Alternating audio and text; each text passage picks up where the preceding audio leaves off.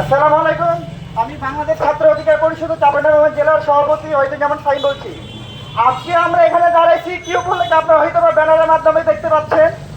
আমি যদি একটু সংক্ষিপ্ত বলতে চাই তাহলে আমরা গত 10 বছরে আমরা সীমান্ত হত্যা দেখেছি 305 জন অধিক, কিন্তু এই 5 জনের বিনিময়ে আমরা কি পেয়েছি?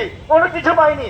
আমাদের পরবর্তী যে উপদেষ্টা আছে, এই আমরা কয়েকদিনে আমরা 3টা সীমান্ত হত্যা দেখলাম, কিন্তু কোনো জায়গায় আমরা প্রতিবাদ বা তাদের কোনো পদক্ষেপ দেখি নাই। এই উপদেষ্টারা যদি তাদের বিচার না করতে পারে তাহলে তো আমি মনে করি যে বাংলাদেশ তাদের কাছে কোনো নাই, নিরাপত্তা নাই। আমরা দেখেছি বিগত বিএসএফ আমাদেরকে অন্যায়ভাবে গুলি করে। যদি তারা আমাদেরকে ভাবে যে আমরা তাদের বন্ধু রাষ্ট্র, তাহলে কিভাবে যে মৃত্যু নিয়ে তারা বলতে পারে যে আমরা তাদের বন্ধু? মৃত্যু যদি সমাধান হয় তাহলে আমাদের আর কিছু করার নাই।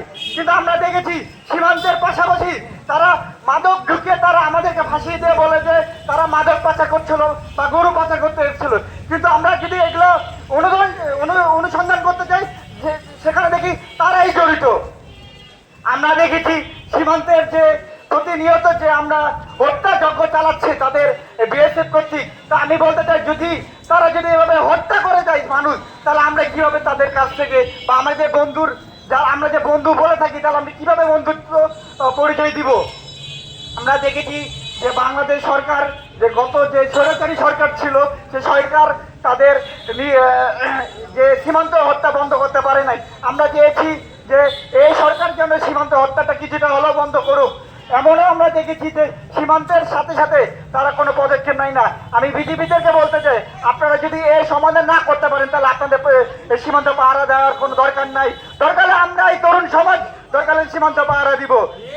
আমরা দেখেছি যে সীমান্তে শুধু হত্যা না, নানান অপকর্ম হয়। তার মধ্যে দেখেছি আমাদের বিজেপির কিছু সদস্যরাও অপকর্মের সাথে জড়িত।